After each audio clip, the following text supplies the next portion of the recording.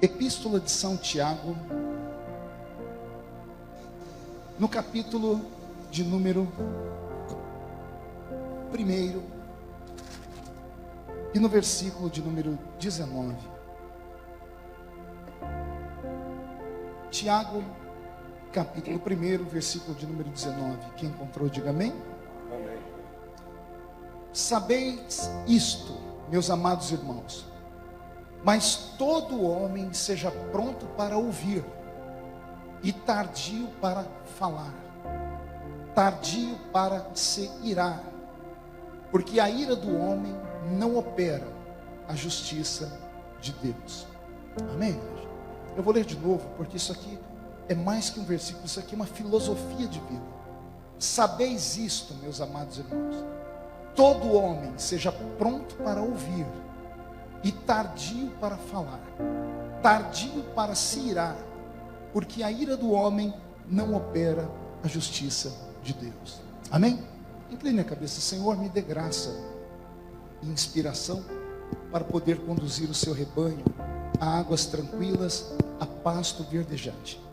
Que ao final desta mensagem a sua igreja esteja mais edificada, esteja pronta para as grandes batalhas e os embates que a semana às vezes exige de nós. Sabedoria prática é a tua palavra. Fala conosco em nome de Jesus. Ouça um amém da igreja? Amém. Dê uma salva de palmas para Jesus.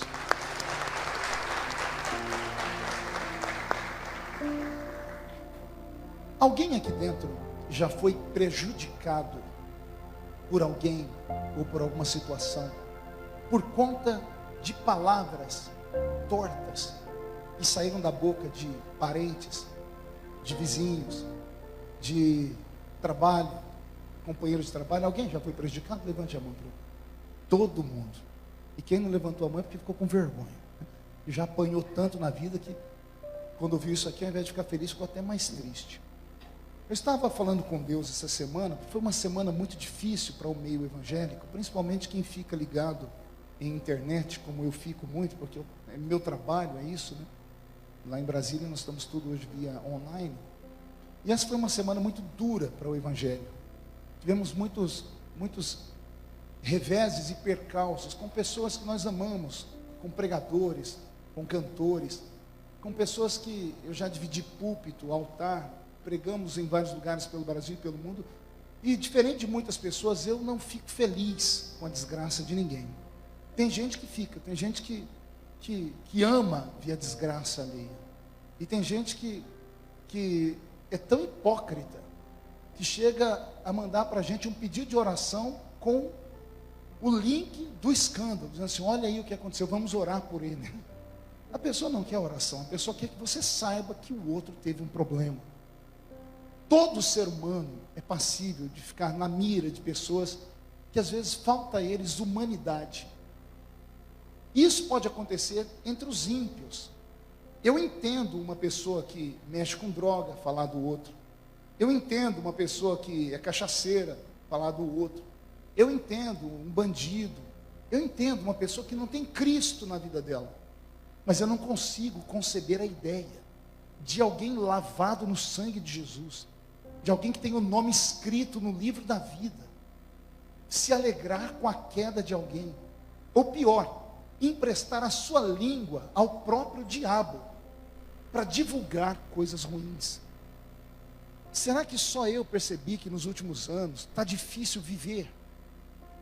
Com o advento da internet, que era para a gente crescer, que era para a gente ser mais feliz, que era para as mensagens ou as histórias boas chegarem mais rápido, de repente virou um tumulto. Hoje você não sabe mais o que é notícia verdadeira, o que é notícia falsa.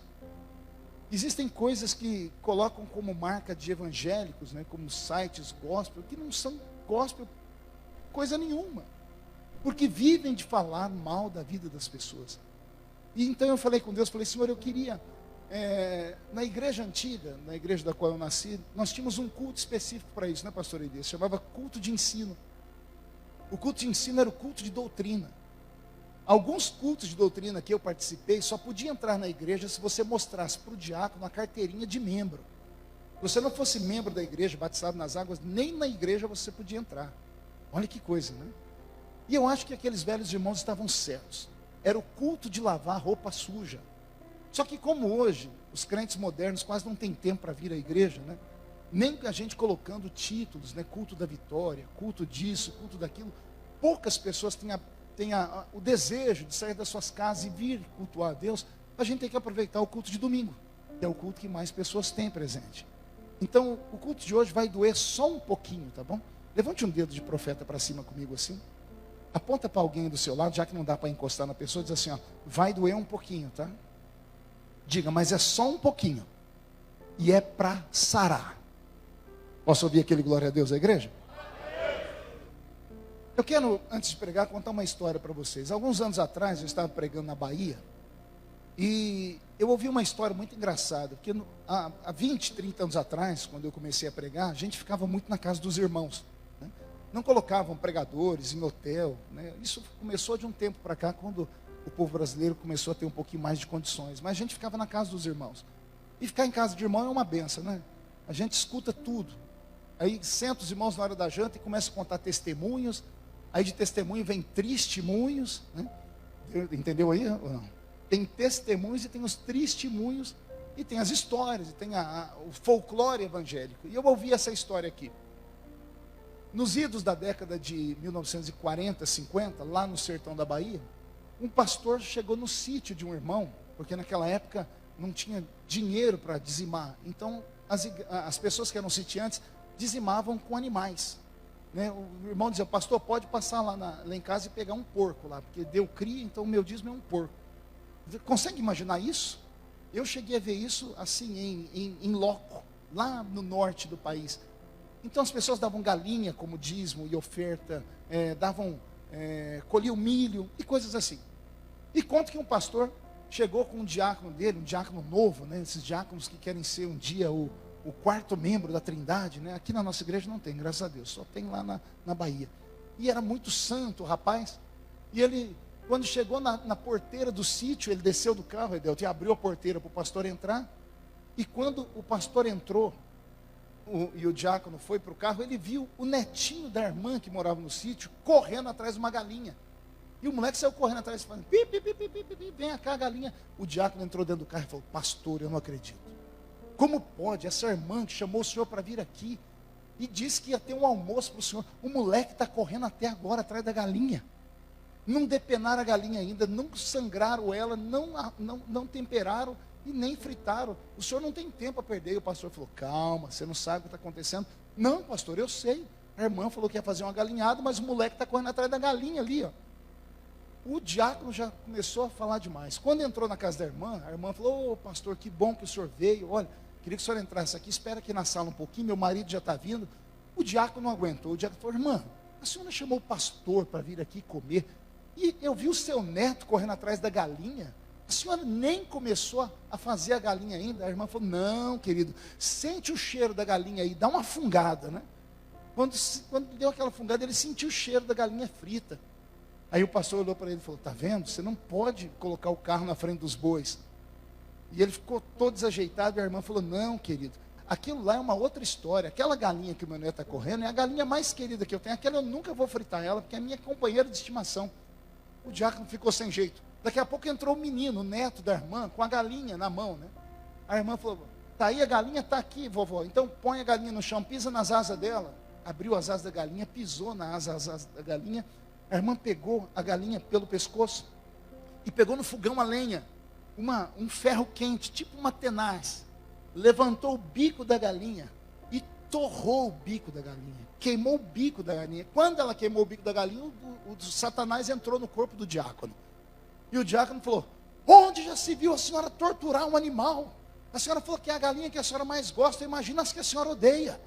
Se as que a senhora mais gosta, a senhora está queimando o bico dela. A irmã falou, não, querido, pois eu estou queimando o bico dela porque eu amo ela. Como assim? Vou contar a história.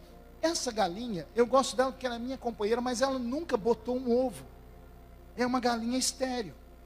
E quando ela vê as outras galinhas da cria, sabe o que ela faz? Ela vai com o bico dela em cima dos pintinhos que nascem. E bica a cabeça dos pintinhos e mata. Ela matou uma renca de pintinho das outras galinhas de ciúmes. Eu tinha que mandar ela para a panela, mas eu gosto muito dela. Então sabe o que eu fiz? Eu queimei o bico dela. porque ela nunca mais vai matar ninguém com seu bico. Pelo menos a irmã deu um glória a Deus, ensaiou um glória a Deus, quase saiu. O dia que eu ouvi essa história, Jesus falou comigo, falou: meu filho, eu tenho muitos servos e servas na igreja, amo-os demais da conta.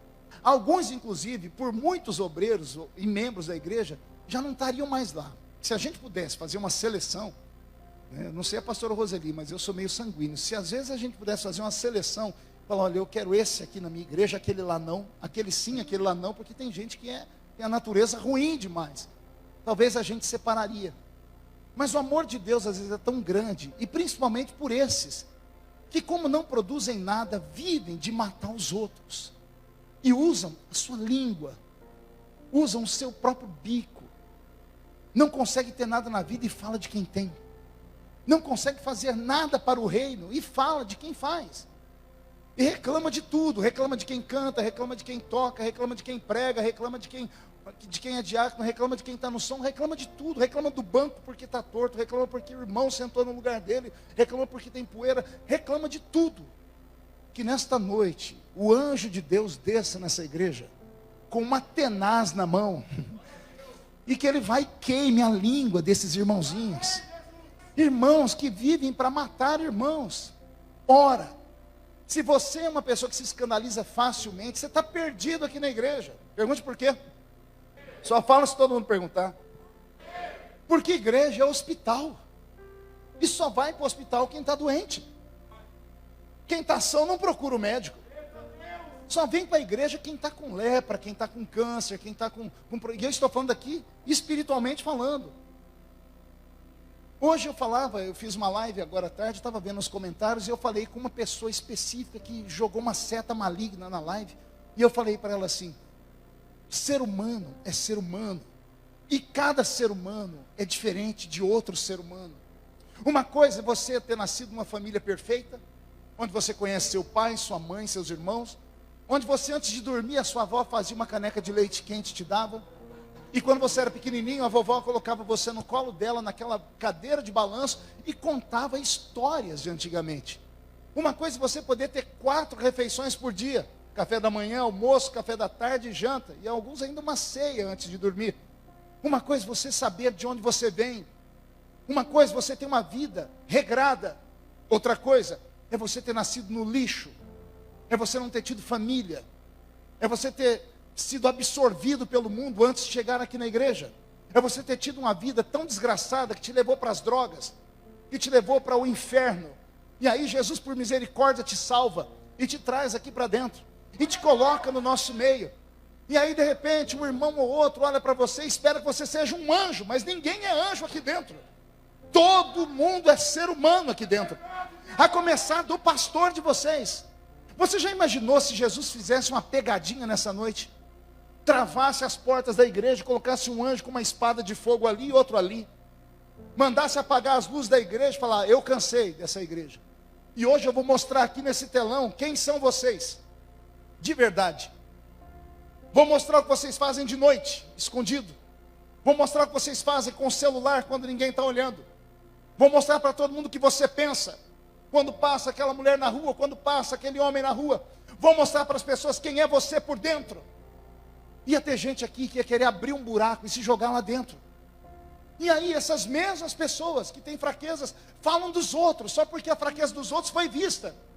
Você teve a sorte que ninguém descobriu a sua ainda. Então você fala daqueles que foram descobertos em nome de Jesus, pessoal. Isso não é cristianismo. Cristianismo é religião de levantar o caído, de abrir a porta que estava fechada, de ajudar a pessoa a se encontrar. Nós não podemos empurrar a pessoa para o inferno. Para isso ela já tem a família dela que não entende de fé. Para isso ela já tem o mundo que não entende de fé. Aqui, pelo menos pensamos que todos nós somos filhos do mesmo Deus. E se nós não estendemos a mão para alguém, como é que nós vamos ajudar as pessoas? Eu li 2 textos aqui. O primeiro nós lemos como texto oficial, que estava lá em Tiago, capítulo 3, do verso 1 ao 12, né? Do verso 1 ao 12 de Tiago, o apóstolo, ele perde um tempo para falar com crentes. Ele não está falando com ímpios, ele está falando com crentes. E ele vai falar sobre a língua. Ele faz algumas metáforas que chegam até a constranger. Ele diz, olha, quando eu quero domar um cavalo, eu coloco um arreio na boca dele. E colocando um arreio na boca dele, eu puxo o cavalo para onde eu quiser. Se eu domino a boca do cavalo, eu domino o corpo dele. Eu levo ele para a esquerda, eu levo ele para a direita. Ele usa outra metáfora. Se eu estiver navegando em alto mar e tiver com um remo na mão, pode ser o barco grande do jeito que for. Eu levo o barco para onde eu quiser, porque eu consigo conduzir. Aí o Tiago vem dizer assim, infelizmente, a gente não consegue domar o homem, porque a língua do homem, ela é iníqua, ela é maldosa. A língua do ser humano mata, a língua destrói. Nós temos aqui na igreja várias irmãs que fizeram psicologia, temos psicólogos aqui. Você podia uma hora sentar com elas para você ouvir as histórias que elas escutam. Às vezes nem eu consigo compreender, porque nós temos experiência dentro de casa. Filhos que carregam traumas, porque um dia falamos, mas nem sempre falamos do coração. Às vezes falamos pelo ímpeto, às vezes falamos na hora da raiva. Eu costumo dizer que existe duas formas da palavra entrar dentro da gente. Uma é quando ela sai de dentro do coração.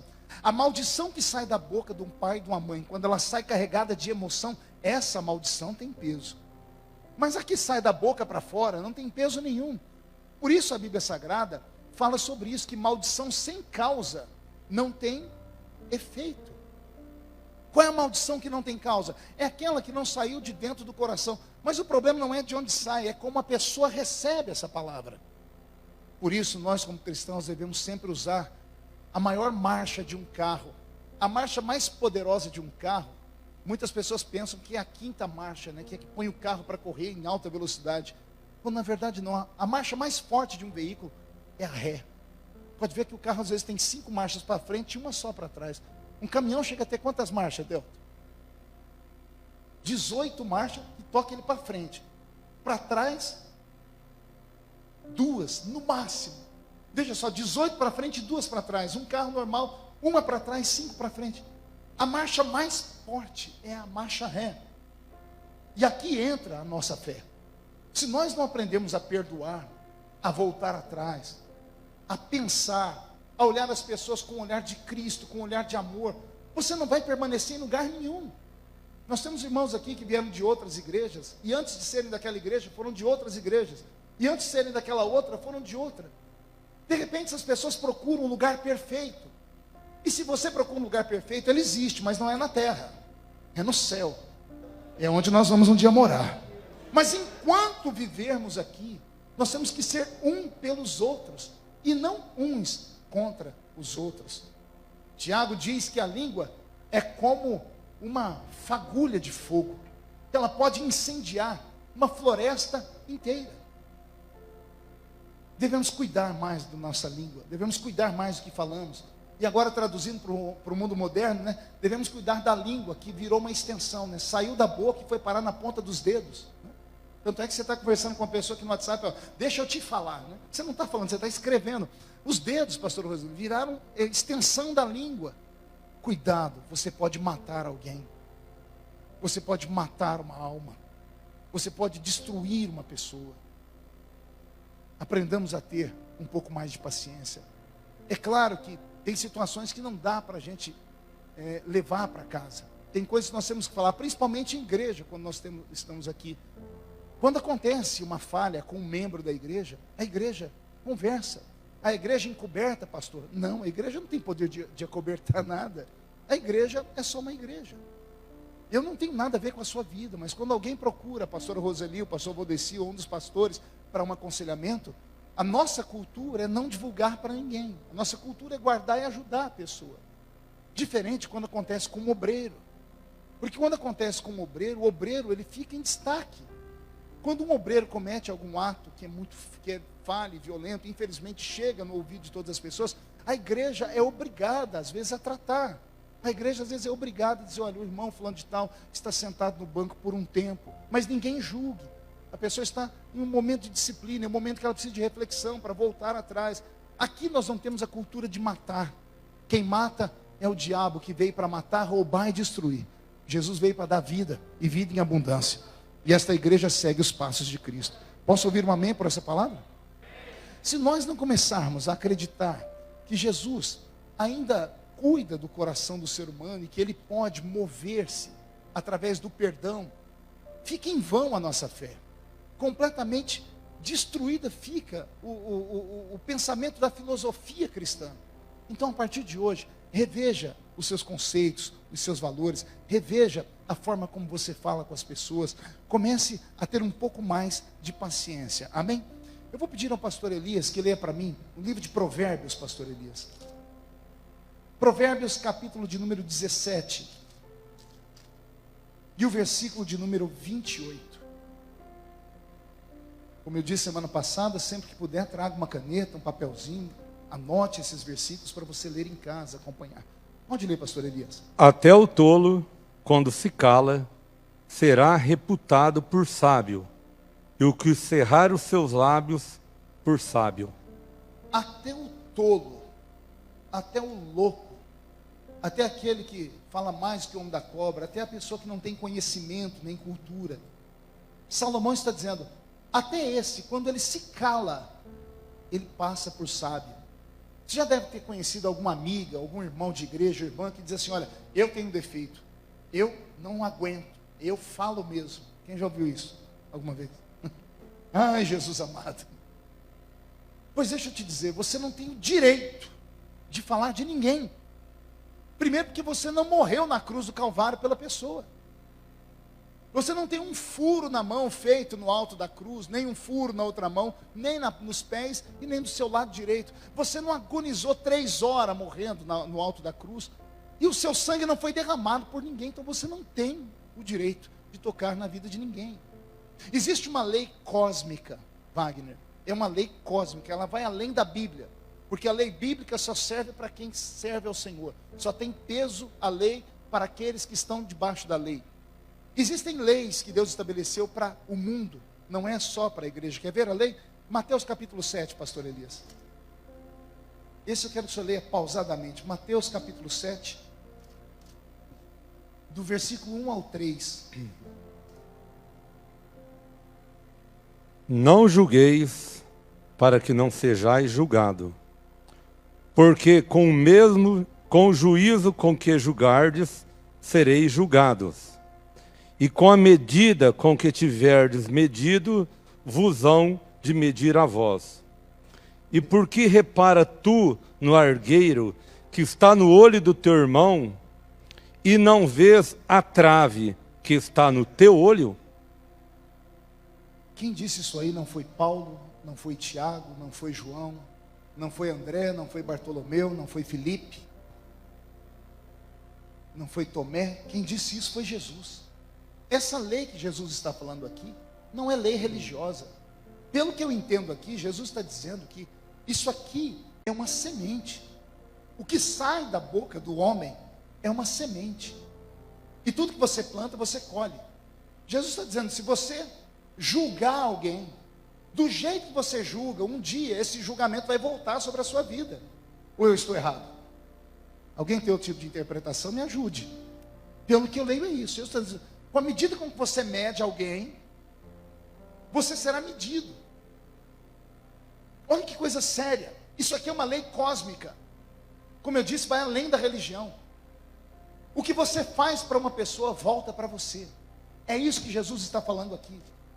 No Velho Testamento era muito mais profundo, né? No Velho Testamento, na lei, dizia que Deus visitava o pecado dos pais nos filhos, até a 3ª e 4ª geração. Um pai pecava, até o tataraneto daquele cidadão ia pagar. No Novo Testamento nós estamos na graça, mas mesmo a graça, que é o favor imerecido de Deus, está condicionada. Jesus está dizendo, leia de novo, pastor Elias, o primeiro versículo. Não julgueis, para que não sejais julgados. Segurei. Não julgueis, para que você não seja julgado. Porque se você julgar alguém, amanhã você terá um alvo nas suas costas. E, como eu disse, foi Jesus que disse. Próximo versículo.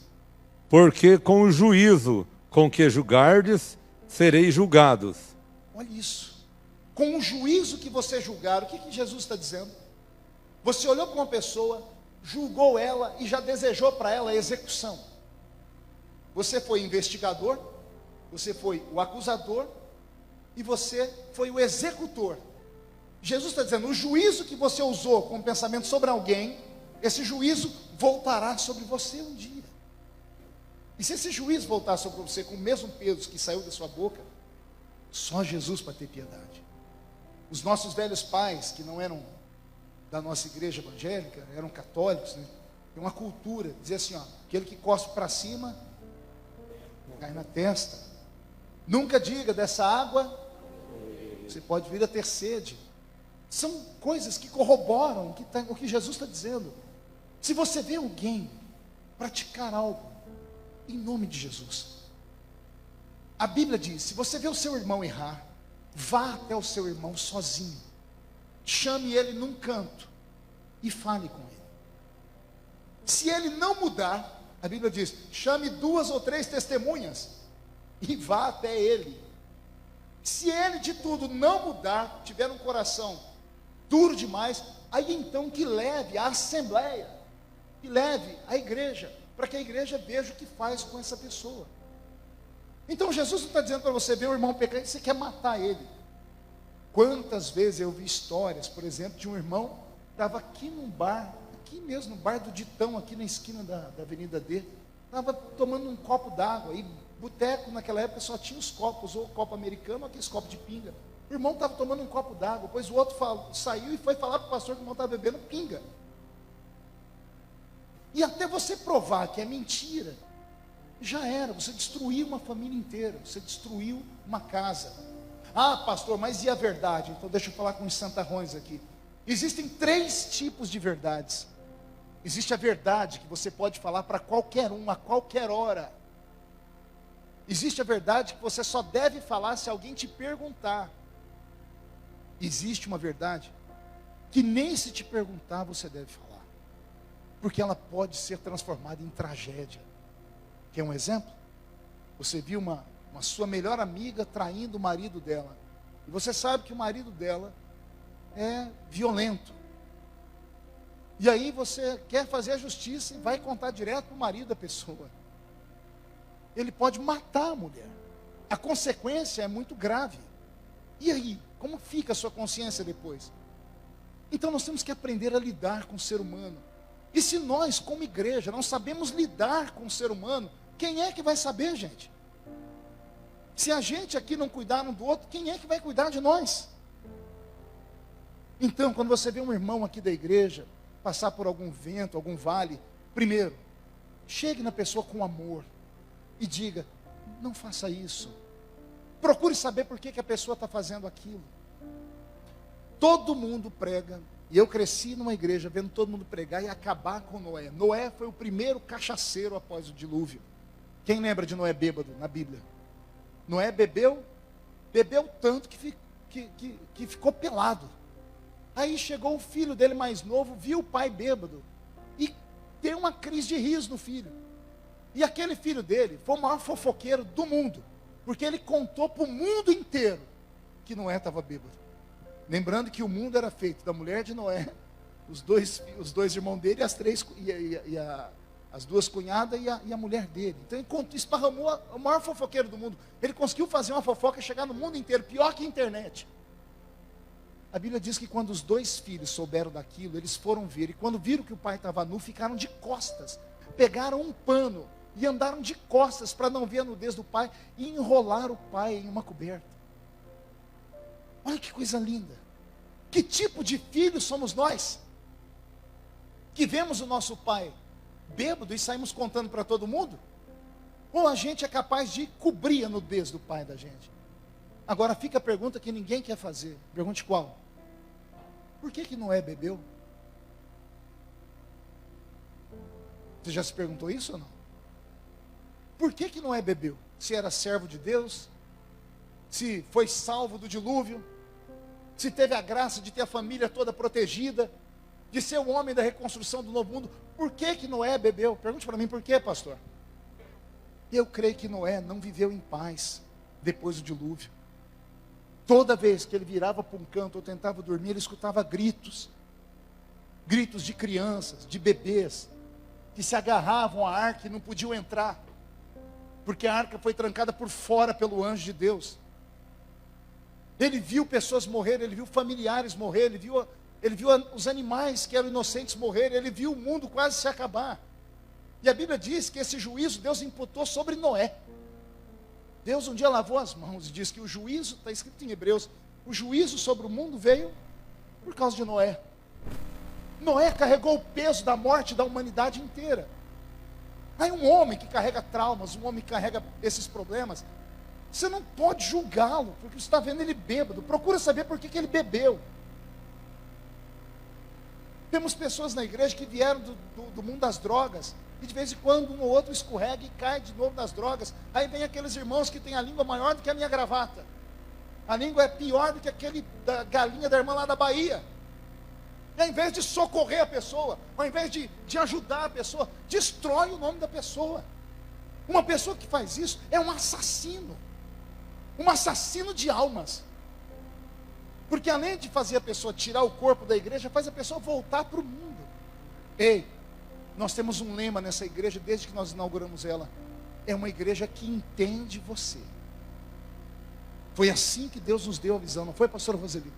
Eu posso não concordar com o que você faz, mas eu não vou te acusar. Nós entendemos, queremos entender por que você está passando. Vamos tentar mudar, vamos encontrar um caminho, vamos aconselhar, vamos viver em grupo. Mente vazia é a oficina do diabo. Já percebeu que toda pessoa que está depressiva, ou humilhada, ou envergonhada, a primeira coisa que ela faz é se isolar? Ao se isolar, ela ganha o maior de todos os amigos, entre aspas, o diabo.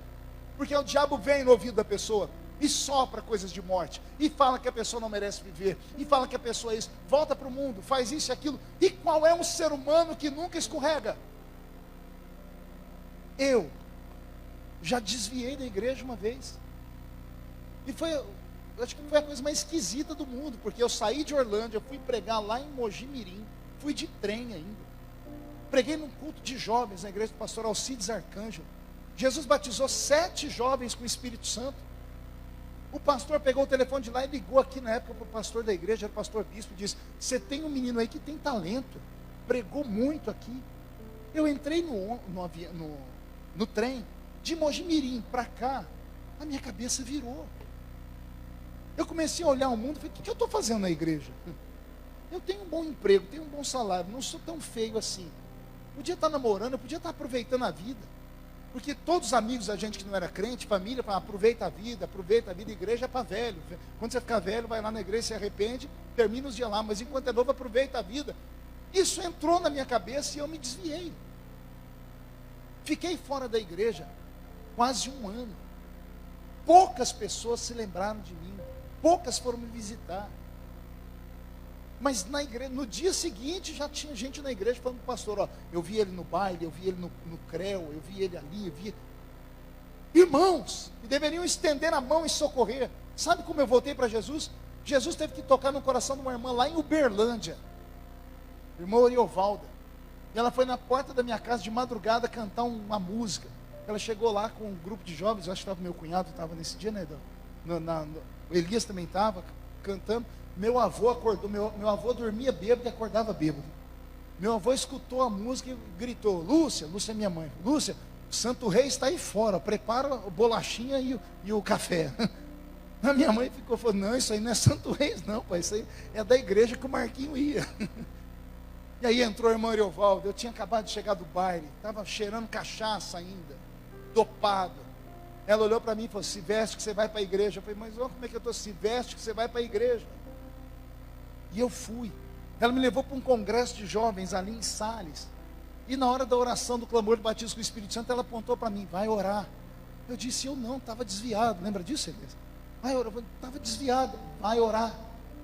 E eu fui, coloquei a mão na cabeça das pessoas. Jesus começou a batizar com o Espírito Santo. Deixa eu te dizer, a misericórdia de Deus ela é imensa. O amor de Deus é tão grande por você, criatura.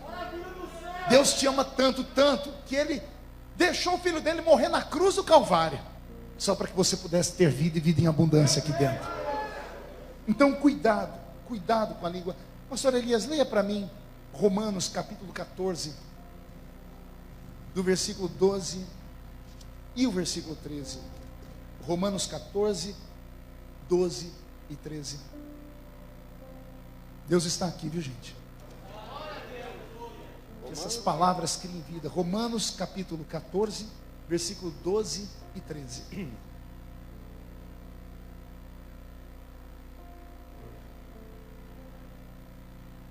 De maneira que cada um de nós dará conta de si mesmo a Deus.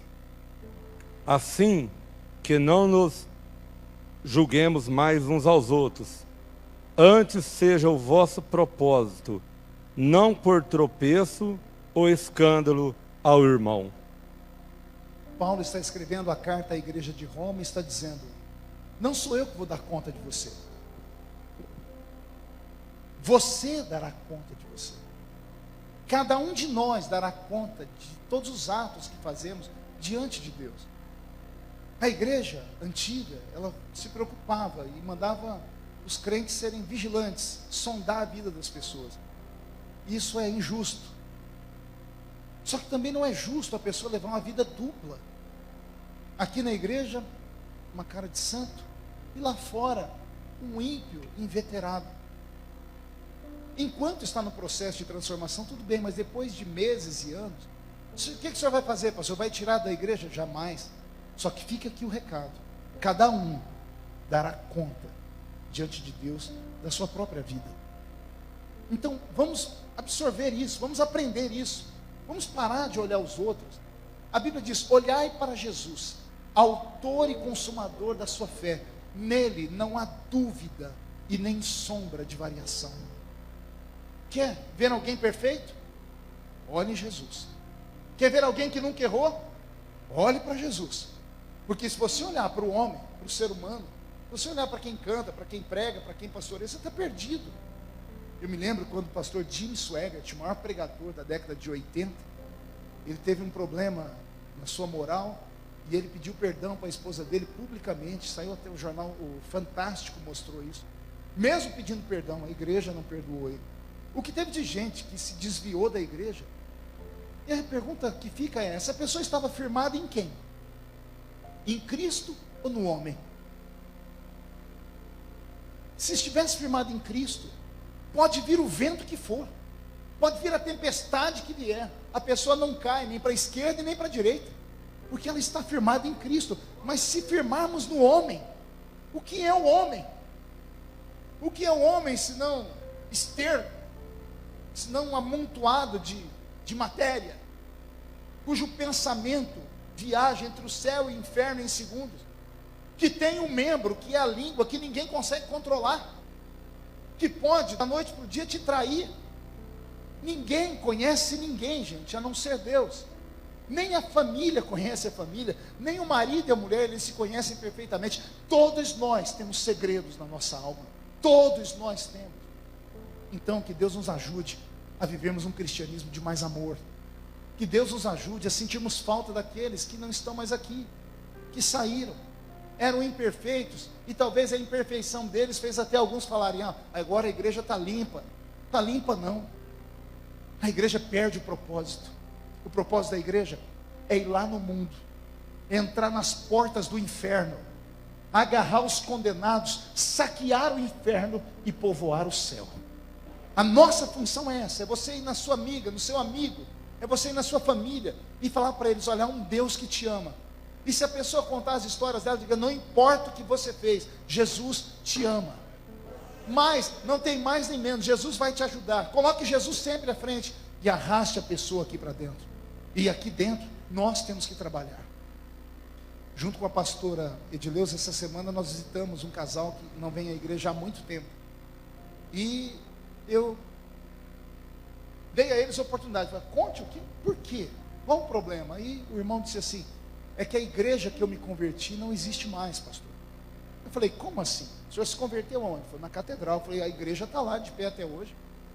Por que só o senhor saiu, se estou eu lá, os irmãos começaram a igreja? Não, mas a igreja mudou. Eu falei: mudou o quê? E ele começou a engasgar, porque ele não sabia nem falar o que a igreja mudou. E eu comecei a perceber que o que aquela pessoa queria era apenas alguém para conversar. Às vezes as pessoas entram aqui dentro, nos visitam, aceitam Jesus como Salvador, e durante a semana mal recebem uma ligação, mal recebem um abraço. Quem gera ovelha é ovelha, gente. Vou falar de novo. Quem gera ovelha é ovelha. Pastor não gera ovelha. O pastor cuida da ovelha. Mas quem gera ovelha é ovelha. Mas se a pessoa lá fora vê que você tem uma vida igualzinha dela, ela vai querer vir para cá para quê? E aí entra o nosso testemunho, aí entra a nossa fé. Aí entra o que a Bíblia diz, que nós somos cercados por uma nuvem de testemunhas. Se somos cercados, e quem é essa nuvem? É a família, os amigos, o trabalho, da escola. Você pode não acreditar, mas eles estão olhando para você, vendo como é que você se porta diante da luta, vendo como você se coloca diante das polêmicas, vendo como você se porta diante das coisas que para eles, embora eles façam, eles sabem que é errado. Se nós não formos diferentes no andar, no vestir, no falar, seremos iguais aos outros. E aí nós não seremos luz para ninguém. Que Deus santifique a nossa língua, que Deus santifique os nossos olhos, que Deus santifique os nossos braços, que tudo em nós seja para a glória do nome dEle. Que você seja um imã que atrai as pessoas a Cristo. Que a sua mão, o seu pé, a sua voz, o seu cabelo, seja tudo para a honra e para a glória do nome de Jesus Cristo Salvador. Precisamos tomar cuidado com o que fazemos, com o que falamos. As pessoas olham para a gente. Eu sei que você algum dia já teve a infelicidade de alguém falar assim, mas você não é crente? Já falaram isso comigo, e eu tive que voltar atrás. Falei, caramba, que testemunho que eu estou dando. Que às vezes a gente extrapola. O que faz a gente ser diferente? É a nossa caminhada com gente que é diferente. Se você frequenta a casa de crentes, se você tem amigos crentes, se você fala com amigos crentes, se você vive com amigos crentes, você vai ficar igual a eles. Mas se você tem amigos ímpios, se você só fica no meio dos ímpios, se você só tem colegas ímpios, se você passa mais tempo no mundo do que com a sua fé cristã, você vai ficar parecido com eles. Aí o seu linguajar fica mundano. A sua maneira de se portar fica mundana. Se nós não formos diferentes, estamos aqui fazendo sacrifício de tolo. E a pior coisa que existe no mundo é você estar perdendo tempo em algum lugar. Eu não venho à igreja para rever amigos, embora fique feliz em vê-los. Eu venho à igreja porque eu tenho uma alma que é eterna. E se Jesus voltar agora, eu quero ter certeza de que essa alma tem um endereço para onde ir. Eu comecei a falar com esse irmão, com essa família que nós visitamos, e falei para ele sobre o céu e sobre o inferno.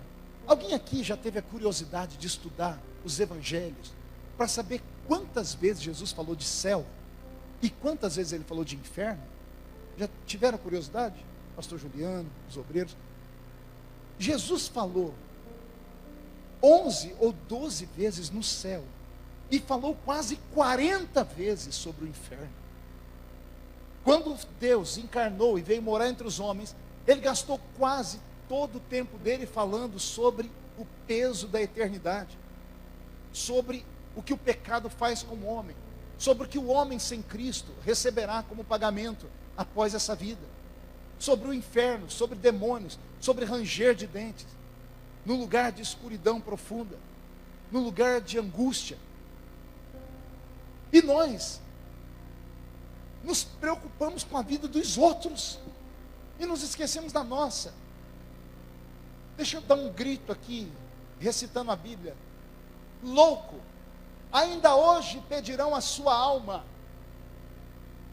E tudo que você tem reservado, para quem é? Jesus contou essa parábola de um homem rico que encheu o celeiro dele, foi construindo, encheu, fez tudo o que queria. Digo isso porque muitas pessoas não vêm aqui, mas estão em casa agora lavando a casa, lavando roupa. Não tem tempo para vir à igreja porque tira o domingo para fazer faxina.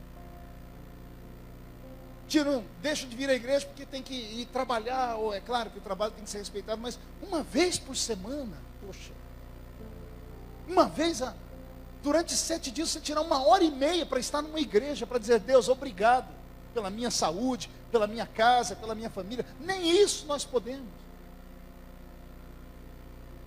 Se hoje algum de nós, ao sairmos dessa igreja, morrermos, para onde vamos? Quem dará conta da sua alma? Que Deus tenha piedade de nós. Eu amo os cultos de barulho, como domingo passado. Deus me deu uma palavra bonita, fomos à altura. Mas cristianismo também é isso. É aprendermos que o crente é diferente. Ele é diferente em tudo. É diferente no falar, é diferente no olhar, é diferente no ouvir. Nós não podemos nos meter em histórias loucas, em polêmicas, em idiotices, em brigas, nem por política, nem por nada. Você pode dar a sua opinião, mas não vá para as vias de fato, porque você pode estar mandando uma pessoa que você poderia trazer para a igreja, tirando ela de perto de você por causa da sua chatice. Tenha desconfiômetro. Cuidado com a sua língua. Quero terminar pedindo para o pastor Elias ler para mim Eclesiastes capítulo 3 e o versículo de número 7.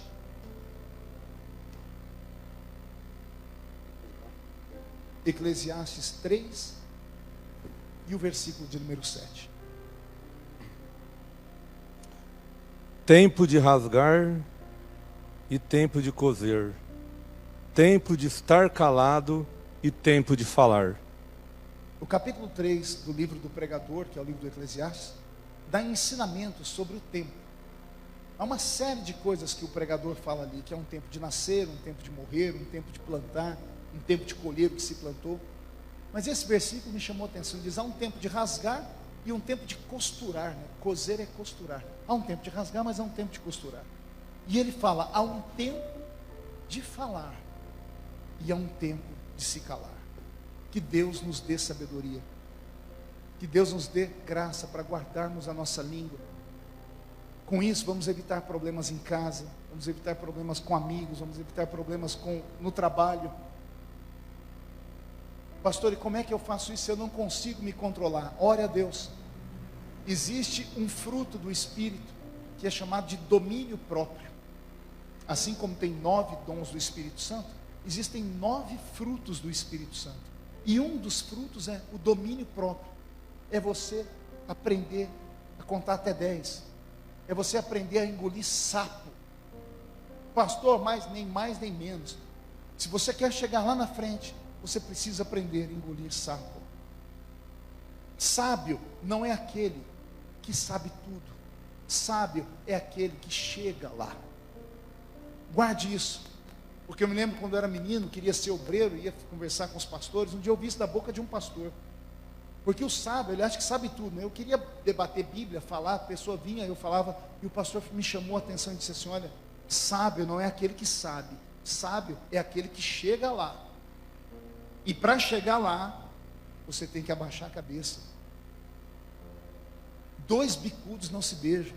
Relacionamentos em casa estão sendo destruídos. Cultura maldita, ensinada nos últimos anos, em universidades, em faculdades, que fala que o ser humano tem que expor o pensamento dele, custe o que custar. Isso está custando vidas. Filhos e pais não podem sentar à mesa para conversar, porque o filho não tem paciência de ouvir o pai. Ah, mas o pai é pai, só tem um. Não tem 2, não tem 3. Pai pode ser burro, pai pode ser ignorante, mas é pai. Só tem um. E quando você perder ele, você vai dar valor. Não discuta com o velho, com a velha. Seja inteligente. Guarde para você. Quer falar alguma coisa? Guarde para um outro momento. Sabe que a pessoa é explosiva? Sabe como ela é? Então, recue. Isso aqui é um ensinamento para a vida. Isso vai além da religião. É para você viver bem. É para você caminhar junto com a pessoa que você ama. 2 pessoas casadas, morando juntos, são 2 universos. Sexo diferente, criação diferente, família diferente, pensamentos diferentes. Aí juntam dentro de uma casa. Se Deus não estiver no casamento, dá morte. Se um não for mais prudente que o outro, se um não for mais humilde que o outro, não é ser bobo não, for mais humilde. E aqui, eu sei que os irmãos e as irmãs que foram infectados pelo vírus do feminismo, vão torcer o nariz, mas a Bíblia diz que a mulher sábia edifica a sua casa. A Bíblia não diz que o homem edifica a casa, porque desde que o mundo é mundo, o homem trabalha para sustentar, e cumpre a parte da esposa, da mulher, da mãe, cuidar dos filhos e educá-los, desde que o mundo é mundo. Isso mudou agora, da década de 1960 para cá. Mas pela Bíblia Sagrada, o mundo tem quase 7.000 anos. Foram 6.000 e tantos anos assim. Família patriarcal. O pai trabalha, cuida, e a educação fica com a mãe. As coisas mudaram, as mulheres trabalham, se emanciparam. Como é que é a palavra que gostam muito de usar? E as mulheres estão, como é que é? Empoderadas. É bonito, a fala é linda. É claro que nós lutamos por direitos, e eu também acredito que mulher tem que ter todos os direitos dos homens, mas existem coisas que estão estabelecidas no universo. E se nós não usarmos isso aqui dentro da igreja, nós estamos perdidos. O que a igreja diz? O que Paulo ensina à igreja? Assim como Cristo é o cabeça da igreja, o homem é o cabeça do lar. E não é porque o homem é o cabeça do lar que ele tem que pisar na mulher também, não. O homem é o cabeça, mas a mulher é o pescoço, né? A cabeça só vai para onde o pescoço quer. Então você tem que sentar, tem que conversar. Vamos tentar viver uma vida melhor. Vamos tentar guardar a nossa língua. Faz uma prova com Deus. Essa semana eu fiquei feliz, minha filha, ela fez um jejum de 3 dias. Eu falei, que legal, o jejum de Daniel. Faz um jejum de palavras. Faz um voto a Deus. Na hora que você for ficar bravo, na hora que você for explodir, ó, Jesus, me dá condição de eu contar até 10, senão até 1000. Respira, sai de perto, evita confusão, evita briga. Não seja um ímã para atrair coisas ruins sobre você. E fazendo assim, vai se cumprir na sua vida aquilo que eu li em um dos textos. Até o tolo, quando se cala, passa por sábio. Seja sábio, seja sábio. E que Deus abençoe a sua família. Que Deus te proteja das más línguas, que Deus te proteja das línguas ferinas, que Deus te proteja da calúnia, que Deus te proteja das brigas, que Deus te proteja das angústias provocadas por palavras. Que Deus te cure nessa noite, porque tem pessoas que carregam traumas com a sua aparência, traumas com a sua roupa, com o seu corpo, com a cor da sua pele, traumas porque o pai fez isso, fez aquilo, a mãe fez isso, fez aquilo, o tio, o vizinho, traumas. Esses traumas não podem mandar em você. Você não é mais um indigente. No primeiro hino da harpa que o pastor Juliano cantou, diz que nós não somos indigentes. Nós temos agora um registro no céu. O que o seu pai não fez, o pai do céu vai fazer. O que as pessoas não te deram, o céu vai te dar. Vamos mudar a nossa vida em nome de Jesus.